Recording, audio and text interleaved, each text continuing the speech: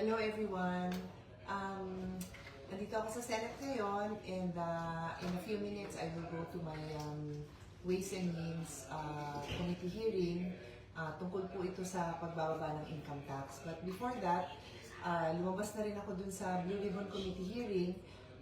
Ako po yung chairman ng Committee on Blue Ribbon and I opened the hearing and then I turned it over to the subcommittee. So, gusto ko lang ikwento sa inyo yung mga nangyari today. This morning, kasi ang hearing namin nakaset at 10 a.m. And then, I'm not sure kung around 9 a.m. Kami nakatanggap ng information and I'm not sure was there a memo issued regarding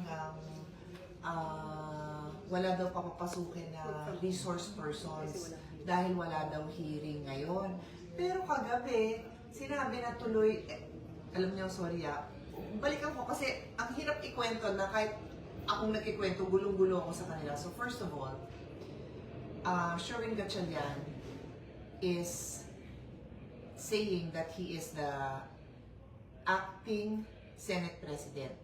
Yun ang talaga sa kanya ng mga kasamahan niya. Okay? So yun yung basihan niya kuno ng paglalabas ng mga kung anumang issuances or orders na yon, okay? Na siya daw ay acting president. Ito lang gusto kong maliwanag sa ating lahat, okay? This is the 1987 Philippine Constitution. Sabi ng Constitution natin, Article 6, Section 2, the Senate shall be composed of 24 senators. And then Article 6, Section 16, 2 says, a majority of each house shall constitute a quorum to do business. And then may rules din kami. Rule 2, Section 2 of the Senate rule states, the officers of the Senate shall be elected by the majority vote of all its members. So, to be clear, itong officers ng Senate, ito po yung Senate President, yung Senate President Pro Temp, pati yung Sergeant of Arms, Secretary, etc. So, clear din sa rules namin na the officers of the Senate shall be elected by the majority vote of all its members. Ang na-elect po dyan is Senator Alan Cayetano as the Senate President, Senator Loren Legarda as the Senate President Pro Tem around 4 weeks ago. Hindi pa ho nagbago yon. So, kung may bagong ma-elect by a majority vote of all its members, then you need 13 votes na magkaroon ng bagong Senate President and Senate President Pro Tem. Clear po yun. And they never had 13 votes. Kung magka-13 votes sila, sinabi naman ni Senate President Alan at sinabi din ni Senate President Pro Tem Loren, ibibigay nila. Dahil bakit naman hindi? You need those 13 votes for you to continue being that officer. Kasi ganun mo ang patakaran namin dito. So, itong pagturing nila na acting Senate President si Sherwin, hindi ho pwedeng mangyari. Wala silang karapatan na i-elect siya dahil hindi ho sila 13. Tapos siya rin, no, nung naging acting siya, naging Senate President Pro Temp siya, may Senate President Pro Temp pa tayo.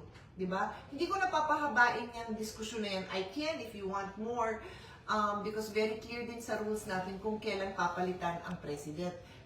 Kung patay na siya, kung ano nga ba yun?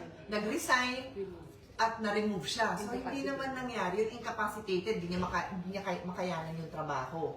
So, hindi naman po nangyari yun. Kaya, hindi na kami magkasundo sa mga polisiya, pero wala akong nakalagay doon na pag hindi kayo nagkaroon ng polisiya, mag-acting president na kayo. Hindi ho. Kung hindi kayo nagkasundo sa polisiya, palitan nyo.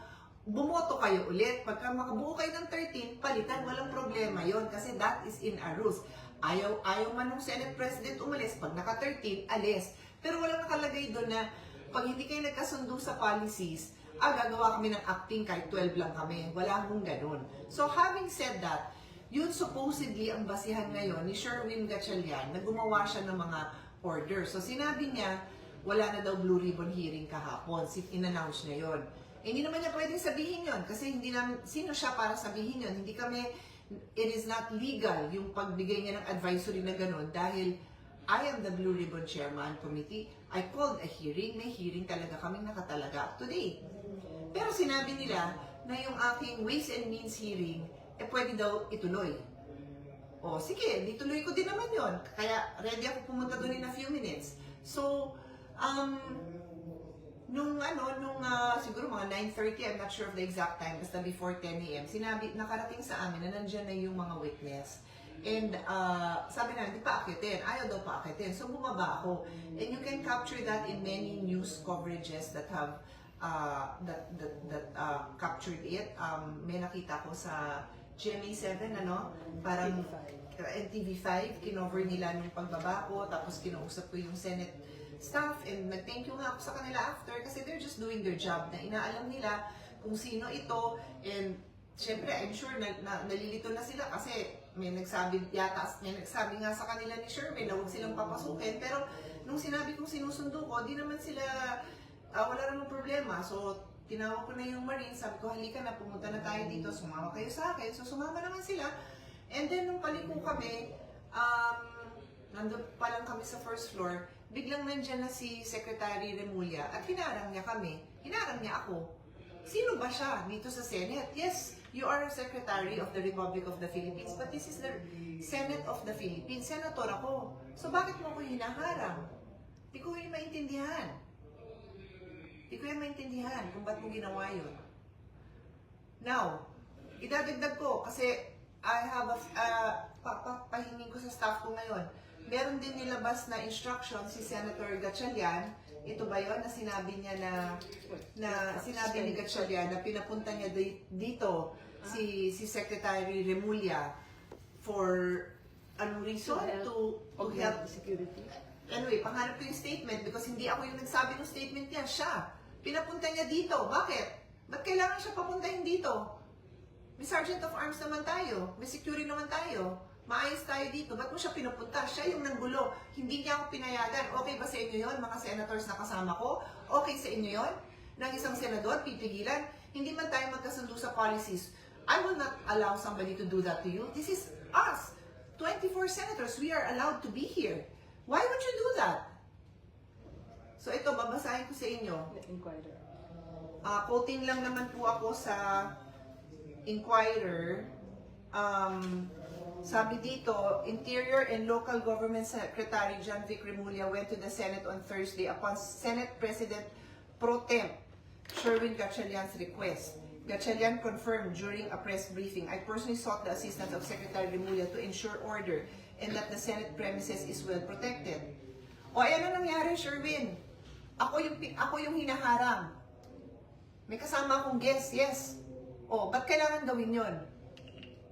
So yun ang isipin natin pagka gumagawa tayo ng kung ano-anong mga instructions. Hindi nyo iniisip kung anong nagiging consequences. Ako yung hinaharang na makapasok dito sa sariling opisina. Anyway, so nakapasok na tayo. Thank you again to the Senate staff, to the media na nakatulong, nakarating tayo dun. So okay na. Okay na. I did my opening statement dun sa Blue Ribbon Committee hearing.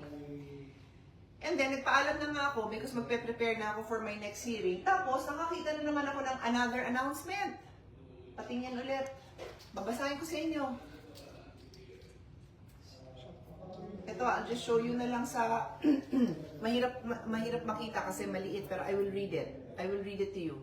So, this is coming from from Sherwin Gatchalian, Senate President Pro Tempore. Ulitin ko, hindi ka Senate President Pro Tempore, si Loren Legarda ang Senate President Pro Tempore. She was elected by 13 members. 13. You were never elected by 13. Alam mo yan. So, Senate President Pro Tempore si Loren, hindi ikaw, Sherwin. Anyway, so ito ngayon ang in-issue ni Sherwin, where he is imagining that he is the Senate President Pro Tempore. Sabi niya, shorten work hours for June 4 today. Since no official business has been scheduled today. Doon ako nalilito. Kasi sinabi kahapon, tuloy yung hearing ko. So ano ba talaga? Ano ba talaga kayo? Yung Blue Ribbon na wala kang karapatan na i-cancel, kinancel mo, pero hindi namin binibigyan ng validity yung statement mo. Yung Ways and means ko, sabi mo tuloy, pero ngayon naman, sinabi mo, since there is no official business that has been scheduled today. Bakit? May alam ka ba kung may official business yung mga senators dito? Every day, we conduct our own meetings, we conduct our own dialogues, we conduct our own consultations. So, sino ka para sabihin mo na walang official business dito? Hindi ba official yon na pag isang senador, paano kung meron siyang foreign delegation, kung meron siyang mga advocacy group, official business yon. Alam mo, tinanong mo lang ang schedule ng lahat ng senador para malaman mo na walang official business na ganap. At alam mo, may blue ribbon. Pero alam na natin na hindi mo nire-recognize yun. Sige. So, sabi niya, since no official business has been scheduled today, June 4, and in consideration of the safety, security, and well-being of Senate personnel, in light of anticipated activities within and around the Senate President Pro Tempore Sherwin Gatchalian has authorized all Senate officers and employees who reported on site to leave the office beginning at 10 a.m. 10 a.m. Yung Blue Ribbon hearing, 10 a.m. Ano yung purpose nito?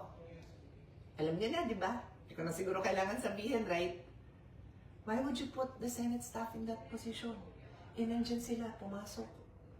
Nag-a-assist. Ba't mo sila gaganunin?